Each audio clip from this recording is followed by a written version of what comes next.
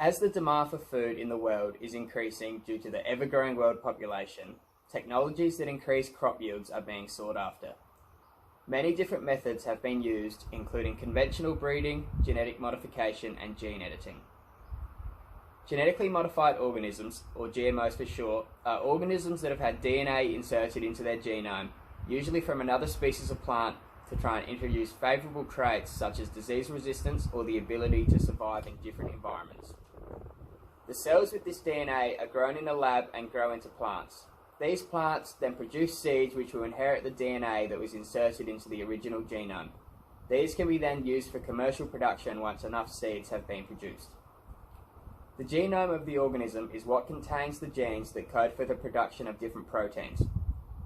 These proteins are what give the organisms its characteristics.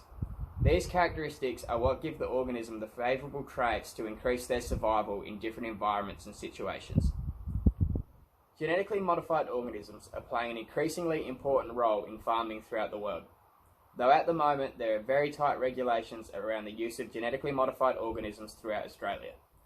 This is due to the stigma that surrounds GMOs and the unknown effects they can have on people consuming crops with genetically modified DNA.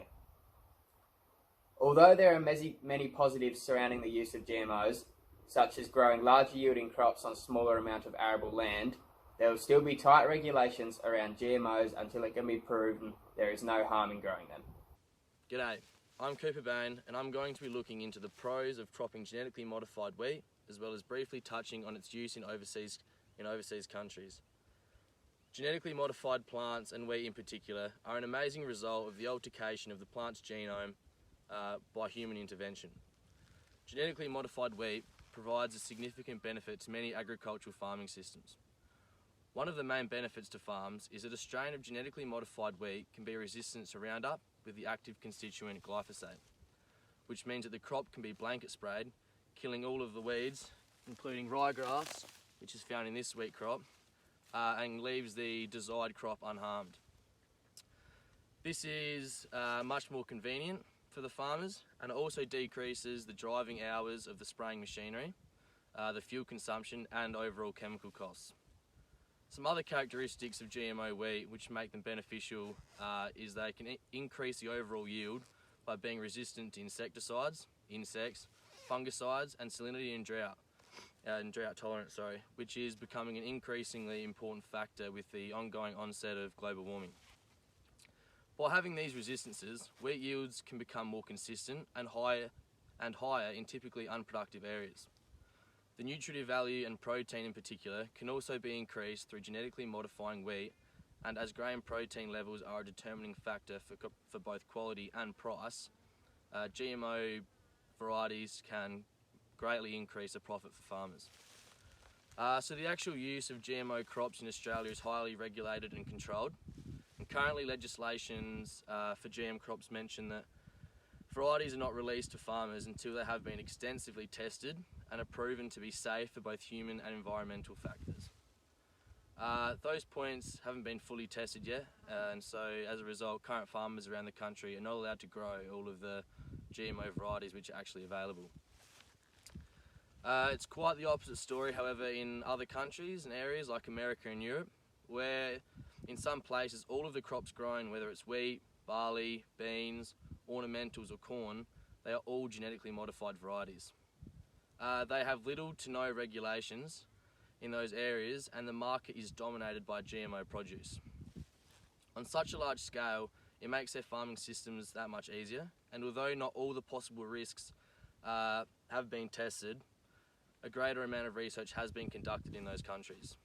So with the combination of the extra research done and the less strict regulations, has meant that GMO crops like wheat have been rapidly implemented in countries like America in the last 5 to 10 years.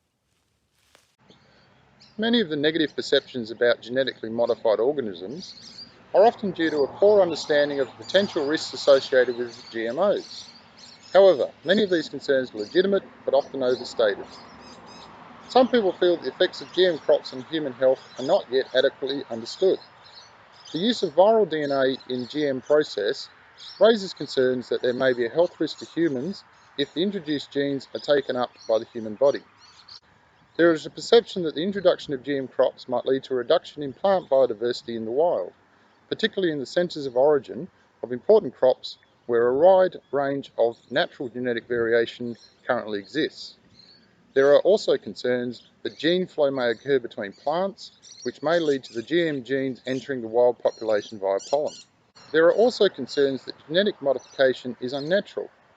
The idea of the transfer of genes between species often scares people, as genes cannot naturally move between distinct species in the wild.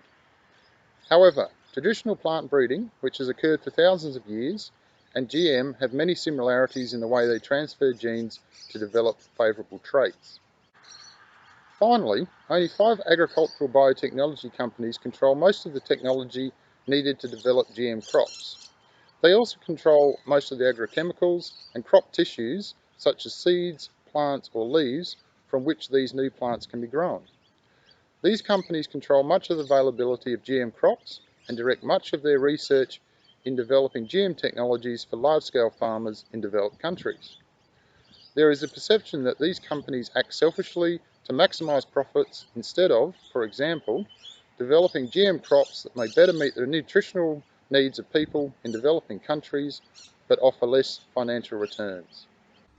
South Australia and Tasmania is the only state where it is illegal to grow GM crops. South Australia is set to extend its ban till the end of 2025 after a bill put forward by the Greens passed the upper house by a single vote. In Tasmania there is an indefinite ban. The current ban in SA will expire September this year and was due to be debated at the end of next year. However, the Greens surprised the state parliament with its motion to extend it for another 6 years. According to Mark Parnell, there are a lot of farmers in South Australia who are nervous about the GM technology, and what the marketing evidence shows that there is a price premium for not growing GM crops. In other words, the price that farmers get for their traditional canola is much higher. GM canola grown in Australia is resistant to glyphosate herbicides, meaning it offers potential economic and environmental positives for farmers. GM canola can only be grown with the approval of gene technology regulator who carries out a science-based risk assessment before the crop is approved for release. Some states have further restrictions on growing GM canola. There are additional guidelines for the use of GM canola in stock feed and for dealing with GM canola growing on the roadside. Criminal charges can apply for non-authorised dealings with GM crops of any kind. At a time in agriculture where food security is becoming more of a relevant issue worldwide, genetic modification has the ability to become a tool to help solve this problem. Ensuring our breeding programs are equipped to deal with the worldwide growing population means making the most of the technology available to us, including incorporating genetic modification into our breeding programs. Genetic modification allows us to speed up the process of finding varieties that would otherwise be found through traditional breeding methods. This will allow us to keep up with the growing population around the world. With such varying climates from year to year and region to region, genetic modification can help us combat this through more targeted breeding and speeding up the process of finding and releasing new varieties. To feed a growing population and sustain our agricultural production, a major key will be to increase food production in less arable country. Genetic modification will prove to be a key part in ensuring this can be achieved. Increasing yield in these areas is constantly improving, whether it be by changing farming systems, i.e. no-till farming, or better use of rotation cropping. Being able to use genetically modified crops will add to the yield improvements in these areas.